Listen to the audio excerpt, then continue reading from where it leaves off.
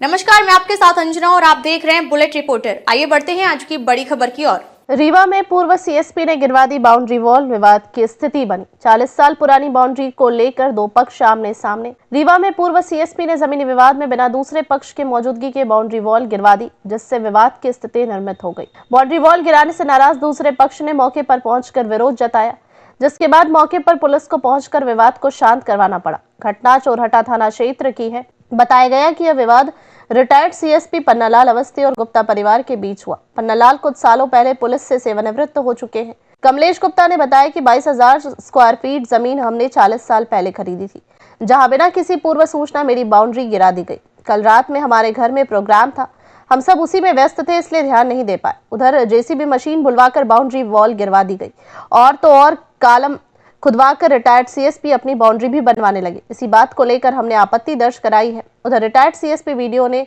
Boundary दोबारा बनवाने की बात कहते नजर आए। हालांकि अब इस बात पर सहमति बनी है कि एक बार फिर नए सिरे से पटवारी बुलवाकर जमीन की नापजोख कराई जाएगी। गुप्ता परिवार ने आरोप लगाया कि रिटायर्ड सीएसपी के द्वारा पुलिसिया रौब झाड़ने की कोशिश की गई। हालांकि पूर्व सीएसपी पन्नालाल ने लगाए जा रहे सभी आरोपों को निराधार बताया है। पुलिस ने बताया कि दोनों पक्षों को शांति बनाए रखने की समझाइश दी गई। राजस्व अधिकारियों की मौजूदगी में निपटारा कराया जाएगा। कमलेश गुप्ता और रिटायर्ड सीएसपी पन्नालाल के बीच जमीन को लेकर मसला है। मेरा नाम अक्षय कुमार गुप्ता है। भाई साहब, मेरा एक 22,000 स्क्वायर फीट की जमीन है, प्रॉपर्टी है चौराटा में, जहाँ पर मेरा खुद का मकान बना हुआ है। पक्की बाउंड्री बनी हुई थी, लेकिन हमारे बाउंड्री से लगे हुई पूर्व रिटायर्ड सीएसपी पन्नालाल अवस्थी जी का भी 3 एकड़ में 3.5 एकड़ में फार्म हाउस बना हुआ है। उन्होंने रातों रात 5 तारीख को मेरी बाउंड्री गिरा दी, मेरा घर गिरा दिया, ये फायदा उठाते हुए कि उस दिन मेरे घर में मेरी छोटी बहन की सगाई थी। आज हम पुलिस थाने घूम रहे हैं, हर एक जगह जा रहे हैं, लेकिन कोई भी हमारी बातें नहीं सुन रहा है, ना हमको सपोर्ट कर रहा है, क्योंकि वो पूर्व सीएसपी थे।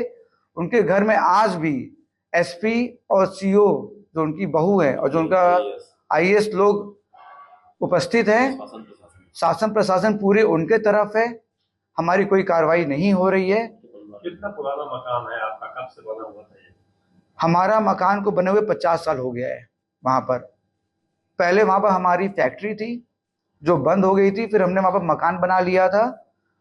आज वो मकान भी हमसे छीन लिया गया है। ये जो जमीन इन्होंने ली है, जो आप बता रहे हैं, ये कब आए थे वहाँ, कब से रहने लगे हैं ये लोग? ये जो जमीन है, एक ही आदमी से हमने खरीदी थी। हमने 40 साल पहले जमीन खरीदी थी आगे की, उन्होंने 10 साल बाद 10 साल पहले उन्होंने पीछे की जमीन खरीदी, लेकिन उनके पास सामना कम था, हमारे पास सामना ज्यादा था।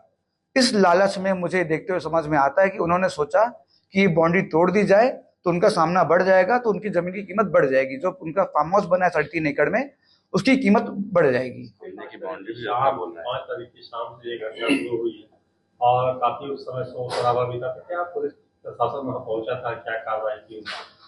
5 तारीख को तो नहीं हुआ। जब ये सूचना हमको मिली, जब हम लोग अपने स्थल में गए 6 तारीख को, हमारे पहुंचने के बाद जब विवाद बढ़ने लगा, क्योंकि वो बाउंड्री बना रहे थे, तो उनके कहने पे पुलिस प्रशासन वहां पर आई। मतलब आप लोग जब चिल्ला रहे उस समय कोई नहीं था। तो आपकी शिकायत क्या लिखी गई? वाजिब शिकायत वहां थाने में? वाजिब शिकायत नहीं लिखी गई है। उन्होंने खाली पेपर में ये लिख के दे दिया गया कि आगे विवाद नहीं होगा, लेकिन मेरा मसला ये नहीं है। मैं ये कहना चाहता हूँ, मेरी अगर बाउंड्री तोड़ी गई तो ये अन्याय है कि नहीं है? कितना नुकसान हुआ आपका इसका? मेरी 170 फीट बाई जमीन तोड़ी गई, पूरी जमीन खोद दी गई, पूरे पेड़ तोड़ दिए गए। अब एक पर्टिकुलर अमाउंट बताना तो मुश्किल है, लेकिन बहुत बड़ा क्षतिग्रस्त हुआ है मेरा। और उससे ज्यादा तकलीफ मेरी मानसिक तकलीफ है कि मेरे पूरे परिवार वाले रात भर परेशान रहे। और आप लोग के घर में जब कोई शादी उदी होती है तो पूरे रिलेटिव आए होते हैं बाहर से, तो उनके ऊपर भी क्या बीती होगी कि भैया ये शादी बारात छोड़ के इधर भागे उधर भाग रहे। ये पूरा सोच समझ के काम किया गया है। मैं आप सब से ही निवेदन करूंगा कि हमें न्याय मिलना चाहिए और इसके लिए आप लोग भी हमारा सहयोग करें। प्रशासनिक अधिकारी वहां पहुंचे थे जब ये सब मामला चल रहा था? प्रशासनिक अधिकारी यानी पटवारी, तहसीलदार जैसे कोई लोग वहां गए थे? वो लोग शाम को 6 बजे आए। वो लोग शाम को 6 बजे आए, हम लोग वहां पर 2 बजे पहुंचे थे।